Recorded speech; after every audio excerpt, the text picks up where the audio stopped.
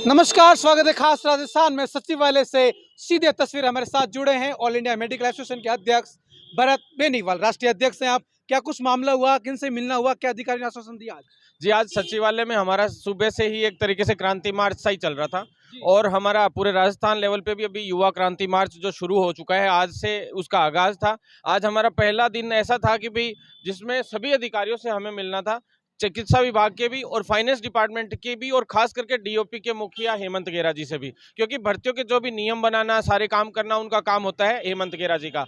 वित्त विभाग के जो मुखिया हैं अखिल अरोड़ा जी, जो प्रमुख शासन सचिव भी हैं उसके, वो उनका काम होता है भर्तियों के लिए फाइनेंस देना, यानी कि जो पैसा देने का काम करते हैं। साथ ही चिकित्सा विभाग के मुखिया हैं डॉक्टर पृथ्वीराज जी, उनसे भी हमारा कल भी मिलना हुआ था, परसों भी मिलना हुआ था। सुरेश कुमार नवल जी से भी सुबह हमारा मिलना हुआ और उसके पश्चात आज हमने सभी से बात करी। सभी ने हमें आधा आधा घंटा 20-20 मिनट भी दिए, कईयों ने 10 मिनट भी दिए, किसी ने 5 मिनट भी दिए। तो सभी अधिकारियों से हमारी वार्ता हुई। उस वार्ता के पश्चात कुछ हद तक पॉजिटिव भी रही, कुछ जो चीजें नेगेटिव थी उसके लिए हमने सरकार को और अधिकारियों, आला अधिकारियों को भी हमने चेता दिया है। सोमवार को भी हमारी सीएमओ में बैठक है, वार्ता है, हमें बुलाया है इन लोगों ने। देखते हैं अब उसमें क्या निष्कर्ष निकलता है। लेकिन इससे पहले भी हम सीएमओ में भी दे चुके हैं सारी चीजें इन तक, और चिकित्सा मंत्री किन भर्तियों की बात हुई, उन भर्तियों को कैसे पूरा कराया जाए? जी, सबसे मुख्य रूप से जो चिकित्सा विभाग का जो लिखित परीक्षा का जो हमारा ऑर्डर जारी हुआ है, ये हमारी बहुत बड़ी जीत हुई है। आज से 2-3 दिन पहले हेमंत गेरा जी को उसके लिए हमने धन्यवाद भी दिया आज कि भी क्योंकि वो डीओपी से वो पत्र जारी हुआ था, और चिकित्सा विभाग के अधिकारियों को भी हमने धन्यवाद दिया कि उन्होंने जो क्या फर्जीवाड़े पे लगाम लगाने के लिए जो एक कदम उठाया है, चिकित्सा विभाग की सारी भर्तियां लिखित परीक्षा से हों, इसके लिए हमने उनको धन्यवाद भी दिया। लेकिन क्या है, 1-2 भर्तियां ऐसी रह गई जिनको अभी भी ये लोग थोड़ा संशय रख रहे हैं कि भी वो मेरिट से होंगी या लिखित परीक्षा से होंगी। अब तक उसकी स्थिति अब तक क्लियर नहीं हो पाई थी, क्योंकि एमएनआईटी को भी एक भर्ती है, जैसे फार्मासिस्ट भर्ती है, उसकी अभ्यर्थनाएं भेजने की तैयारी कर रहे थे। तो एमओयू कल कैंसिल भी हुआ है। लेकिन मैं एमएनआईटी को भी चेता देना चाहता हूं, पहले भी मैंने एसओजी में मुकदमा दर्ज कराया था। अगर एक भी फर्जीवाड़ा हुआ तो मैं पहले ही एसओजी में जाऊंगा और एमएनआईटी के खिलाफ मुकदमा दर्ज कराऊंगा। अगर एक भी फर्जीवाड़ा हुआ तो उसके चेयरमैन से लेके सारे के सारे कल को जेल में जाते हैं। और जैसे रीट भर्ती में भी हमने एसओजी में मुकदमा दर्ज कराया था, मैंने पैरामेडिकल भर्ती में भी, कि सब ने मतलब देखा है इस चीज को कि कैसे एसओजी में हम लोग गए और हमें न्याय भी मिला कुछ हद तक। लेकिन अब तक भी काफी लोगों तक वो न्याय नहीं पहुंच पाया ढंग से देखा जाए तो। लेकिन मुख्य रूप से जो भर्तियां थी, फार्मासिस्ट भर्ती लिखित परीक्षा से हो जल्द से जल्द, साथ ही नर्सिंग ऑफिसर की जो भर्तियां हैं उसमें पदों की संख्या बढ़ाई जाए। वित्त विभाग में अखिल अरोड़ा जी देखते हैं सारा काम, तो पदों की जो हमारी एक 4900 के करीब पदों की फाइल थी वो रुकी पड़ी थी इतने दिन से। जब अब एक तरफ ये कहते हैं भी सीएचए वाले भाई लोगों को जब हटा दिया गया है, तो यूं कह रहे थे, बोले हमने तो वहां फाइनेंस दे दिया, तो इधर से भी तुम पैसे वो फाइल नहीं चला रहे हो, कम से कम उनके लिए 10,000 की भर्ती करवा दो, साथ ही उनका भी भला हो जाए कैसे भी करके, और साथ ही उनको बोनस अंक भी दे दो इसके लिए भी। और साथ ही उनका अगर एक्सटेंशन का अगर होता है, जैसे 3-4 महीने भी कम से कम उनका एक्सटेंशन होता है, तो उनको भी बोनस अंक मिल जाएगा। जैसे 1 साल का पूरा हो जाता है तो। वैसे तो 89 डेज का हमने उनको बताया कि भी कई राज्यों में बोनस अंक देने का ऐसे प्रावधान उस वक्त मोदी जी ने भी कहा था, केंद्र सरकार ने भी कहा था, और यहाँ भी कहा गया था कि जो लोग कोविड में काम करेंगे उनको हम बोनस अंक देंगे 89 डेज, यानी 3 महीने जिसने कार्य कर लिया, तो उसके लिए कोई रूल्स बना दीजिए। साथ ही कॉन्ट्रेक्चुअल रूल्स जो है, कॉन्ट्रेक्चुअल जो संविदा सेवा नियम है जो 2022 बने हैं, उनके लिए भी हम लोग चाहते हैं कि भी जो संविदा में जिस तरह से कोई कैडर बन जाए, सीएचए वालों के लिए भी छोटा मोटा ऐसे बात सीएचसी की चलिए, एक बड़ा सवाल यहाँ पर है, आप मेडिकल एसोसिएशन के अध्यक्ष है राष्ट्रीय, आप ही के घर के साथी हैं, आपके विद्यार्थी यहाँ पर, इनके लिए क्या कुछ आज वार्ता हुई आपको उनको लेकर? जी, आज रास्ता निकल सकता है कि वो सही सलामत घर चले जाए और उनको नौकरी मिल जाए? जी, उनके लिए हमने 3 प्रपोजल दिए हैं। अलग अलग टाइप के प्रपोजल है। मुख्य रूप से जो पहले वॉलेंटियर्स वाला जो दिया था हमने फोर्स के लिए, वॉलेंटियर फोर्स के लिए, उनके लिए, तो वो तो खैर अब किसी को पसंद आए नहीं आए उस हिसाब से, कुछ लोगों को पसंद आया, कुछ लोगों को सही भी नहीं लगा। लेकिन सिर्फ एक उद्देश्य था कि उनका एक बार के लिए एक्सटेंशन हो जाए, और एक्सटेंशन हो जाएगा तो उनको 1 साल पूरी कंप्लीट होने के बाद उनको भी बोनस अंक मिलने की संभावनाएं बढ़ जाएंगी। तो इस वजह से बोनस अंक, चाहे लिखित परीक्षा भी होती है तो 10 अंक जो बोनस होता है वो एक तरफा उनको आगे ले जाता है, तो वो उसको उनका बड़ा फायदा मिलेगा। दूसरी क्या चीज है कि जो जो ये काम देखते हैं वो देखते हैं हेमंत गेरा जी एक तरीके से, क्योंकि कार्मिक विभाग के हाथ में होता है पूरा का पूरा, कार्मिक विभाग के अंडर में है पूरा कॉन्ट्रेक्चुअल रूल्स जो हैं, जो सेवा नियम बन रहे हैं 2022, उसके अधीन इनको अगर कोई कैडर बन जाएगा या कैसे भी, तो उसी के आधार पे इनको एक्सटेंशन मिले या जो भी है आगे बढ़ाएं, तो उसका क्या रास्ता निकल सकता है, उसके तहत हमने थोड़ा विचार आज किया, काफी चीजें हमने उनको प्रपोजल दिए हैं। और साथ ही जो फाइनेंस डिपार्टमेंट के हेड है एक तरीके से अखिल अरोड़ा जी, तो वो क्या है, अगर एक्सटेंशन होता है तो पैसे की जरूरत पड़ेगी, पैसे की जरूरत पड़ेगी तो अखिल अरोड़ा जी है, उनकी भी उसमें अनुमति चाहिए। तो उनको हमने काफी चीजें इनको बताई कि भी अभी ऐसे ऐसे अभी जो है कुछ स्वास्थ्य विभाग में कुछ प्रोग्राम्स ऐसे चलाए जाने हैं जिनकी वजह से क्या है, उनको प्रोग्राम्स को आगे, जैसे अब एनजीओ को ठेका दे देते हैं, पीपीपी मोड पे दे देते हैं, आप एमआरएस को, मतलब अलग अलग जगह पे आप लोग दे देते हैं हर किसी को, प्लेसमेंट एजेंसीज को, तो आप उनकी बजाय इनको वहां पे रख के और उस हिसाब से आप उन चीजों को आगे बढ़ा सकते हैं। जैसे अब टोबैको के लिए आ रहा है 30 तारीख से तंबाकू निषेध कार्यक्रम है, उसके लिए जागरूकता अभियान, शपथ ग्रहण के लिए मैंने एक मांग रखी है कि भी शपथ ग्रहण करवाए जाए सभी लोगों को, ताकि तंबाकू मुक्त हमारा राजस्थान हो सके, नशे मुक्त हो सके। अधिकारियों से आप मिले, क्या रवैया था, सकारात्मक था या नकारात्मक? जी, अधिकारियों से मिले थे तो उसमें था पॉजिटिव भी रहा कुछ हद तक, लेकिन सीएचए के लिए अभी भी इतना सीरियस नहीं है वो लोग, जिस हिसाब से उनको उनसे रवैया था, बातें हमने उनकी प्रपोजल बता दी कि भी उनको अगर अच्छा लगे तो वो प्रपोजल ले लें तो अच्छा है, अभी नहीं तो क्या है, आंदोलन आगे बढ़ भी सकता है सभी साथियों का। और किसी कह रहे थे कि भाई 27 तारीख को हम उनको हटा देंगे, ये कर देंगे, तो साफ शब्दों में हमने चेतावनी भी दी थी, एमएल लाठर जी तक भी हमने बात को पहुंचाया था कमिश्नर साहब को कि भी अगर एक किसी को एक छोटी सी खरोंच भी आ गई तो हम ये मान लीजिए बहुत हाई लेवल पे आंदोलन करेंगे। और पूरा राजस्थान प्रदेश का एक एक मेडिकल विभाग का कर्मी और छात्र सभी उनके साथ हैं, ऐसी कोई बात नहीं, वो हमारे हैं तो आखिर भाई बहन ही, तो हम बिल्कुल पीछे नहीं हटेंगे।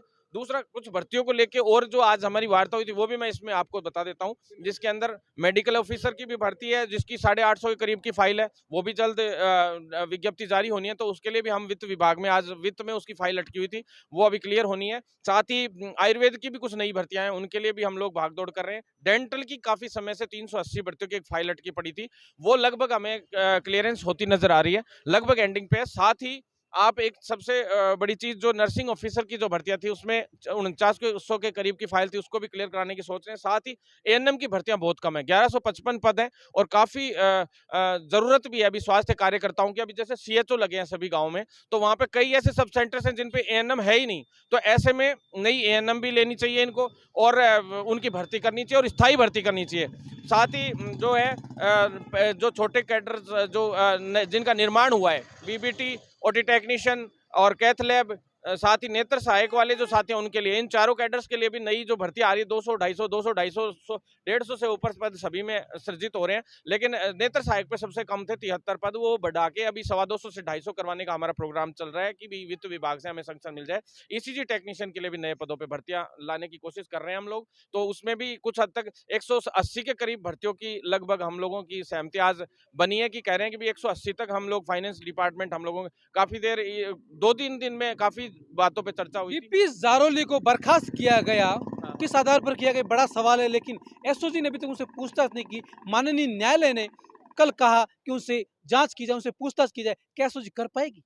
जी, अब मेरे को तो इसलिए नहीं लगता क्योंकि उन्होंने एक वक्तव्य दिया था, एक कमेंट आया था उनका, मीडिया ने जब पूछा था उनसे, तो उन्होंने कहा था कि राजनीतिक संरक्षण में पेपर आउट हुआ है, ये बात वो बोल चुके हैं। उसके बावजूद उस वक्त जब इन्होंने इनसे पूछताछ नहीं करी, हम लोग कोर्ट में चले गए, हाई कोर्ट में भी हम लोगों ने पिटीशन दायर की थी, उसी के बाद ही एसओजी में मुकदमा दर्ज हुआ था, और उसके बाद हमने प्रगति रिपोर्ट मांगी। प्रगति रिपोर्ट के दौरान भी जो एसओजी से प्रगति रिपोर्ट मांगी इस केस में, तो उसके अंदर भी अब तक प्रगति रिपोर्ट में हमने यही मांगा था कि भी जारोली, सुभाष गर्ग जी, सभी से आप पूछताछ कीजिए ना, जी तो क्या लगाए हैं ऐसे चोरों के, आधे से ज्यादा तो चोर साबित हो चुके हैं इनमें से, तो ऐसे लोगों के क्या तो जी लगाए। तो इन लोगों से, जारोली से भी पूछताछ होनी चाहिए, और सरकार ये कह दे प्रशासन की भी हमारे बस की बात नहीं है, तो हम लोग जो युवा लोग हैं वो हिसाब ले इनसे ढंग से, तो कह दे कि भाई हमारे बस की बात नहीं है, ये लॉ एंड ऑर्डर क्या है पूरी तरह से फेल हो गया अभी राजस्थान में। नकल विरोधी कानून आ चुका है, उसके बाद में पुलिस की भर्ती में इतना बड़े स्तर पर पेपर आउट हो गया।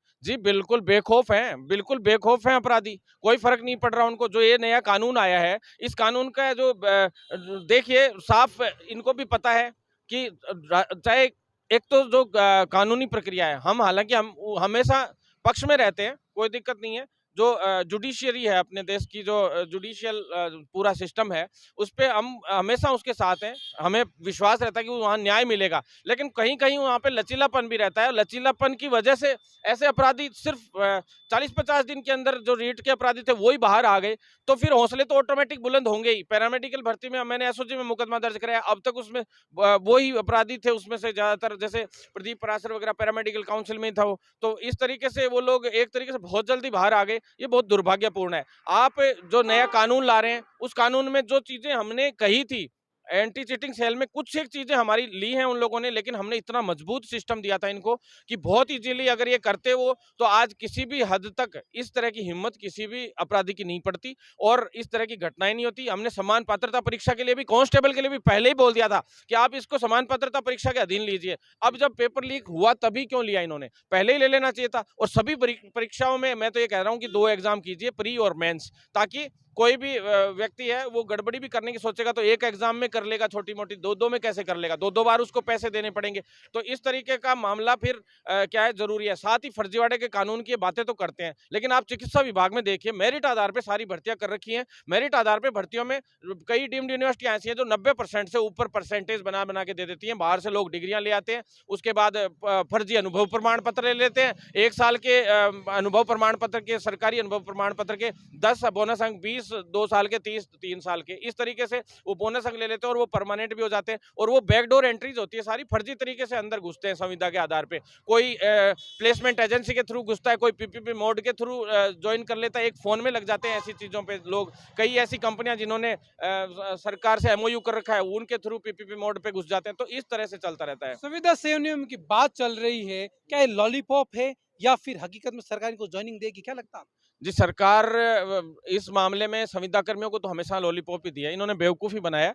इसकी सच्चाई इसलिए मैं आपको सामने ही रख देता हूँ। ये बड़ी-बड़ी बातें करते हैं, सेवा नियम के लिए जो बनाए हैं कॉन्ट्रेक्चुअल रूल्स, हर बार इन लोगों को बेवकूफ़ बनाने के लिए, संविदा कर्मी भाई हैं, इनको बेवकूफ़ बनाने के लिए 2014-15 से ये कमेटियाँ बनती हुई आ रही हैं और इनके चेयरमैन कोई ना कोई एक मंत्री को बना देते हैं। जैसे अभी बीडी कल्ला जी को बना रखा है, इससे पहले थोड़े दिन पहले इनको सुभाष गर्ग जी, इन लोगों को जिम्मेदारी दे रखी थी। उससे पहले जो बीजेपी की सरकार थी, उस दौरान यूनुस खान को बना रखा था और उससे पहले यूनुस खान जी से हमारी काफ़ी बहस भी होती थी उस वक़्त। तो इस तरह से ये बनती रहती हैं और इनमें आते रहते हैं, कुछ नहीं, कोई गिनी-चुने किसी का भला हो गया तो बहुत मुश्किल से बात है। बाकी अगर इनको रियल में भला करना है, 8,000 में घर बस यही तो बात है सर। संविदा कर्मियों में ये कहते हैं कि हम संविदा कर्मियों का बहुत बड़ा उत्थान करना है, तो आप उनको समान कार्य समान वेतन के अनुसार एक बार के लिए बेसिक सैलरी तो दीजिए। भाई एक नर्स का जो पेमेंट है, सुप्रीम कोर्ट ने भी आदेश दे दिया, 26,500 रुपया उसको मिलना चाहिए 50 बेड के ऊपर के हॉस्पिटल या 50 बेड के हॉस्पिटल में वो काम करता है तो,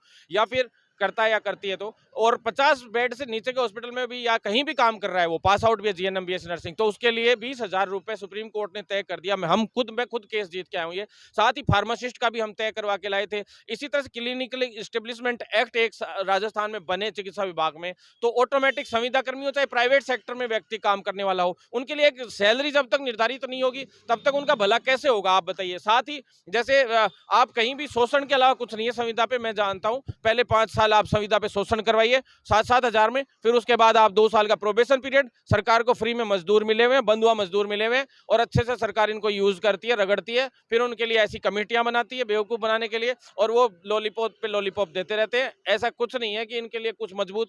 जिस दिन ये एकजुट हो जाएंगे, इनको टुकड़े में बांट दिया जाता है, किसी को संविदा के आधार पे बांट जाता है, किसी को किसी कर्मचारी संघ के आधार पे। इन्होंने खुद नहीं अपने कर्मचारी संघ चलवा रखे हैं 5-6, तो कई ऐसे तो फिक्स रहते हैं जो सरकार के ही होते हैं। वो एक दूसरे से क्या करते हैं भाई, इसमें टुकड़े पैदा कर दो, अलग अलग टुकड़े पैदा कर देते हैं। आंदोलन जैसे ही होने को होता है 5-5 संगठन आते हैं, तो ये हालात पैदा कर दिए इन्होंने और इसी की वजह से आज दुर्गति हो रही है इस पूरे सिस्टम की। ये थे भरत बेनीवाल, जो ऑल इंडिया मेडिकल एसोसिएशन के राष्ट्रीय अध्यक्ष है। विभिन्न भर्तियों को लेकर, फिर चाहे उसमें फार्मासिस्ट भर्ती हो, फर्स्ट ग्रेड की भर्ती हो वर्तमान जो आ रही, और विशेषकर चिकित्सा विभाग में जो भर्तियां आ रही है और रीट लेवल मुद्दे को लेकर वर्तमान में जिस तरीके से मुद्दा चल रहा है, राजनीतिक सरगर्मियां चल रही है, संविदा कर्मचारियों के मुद्दे पर नजदीक से बारीकी रखी और आज कहाँ क्या कुछ हुआ, सचिवालय में किन किन अधिकारियों से मिले, हेमंत गेरा से मिले, अखिल अरोड़ा साहब मिले और वर्तमान अधिकारियों से मिले, तमाम जानकारी खास राजस्थान पर लाइव तस्वीर कुलदीप चरण के साथ, सचिवालय जयपुर।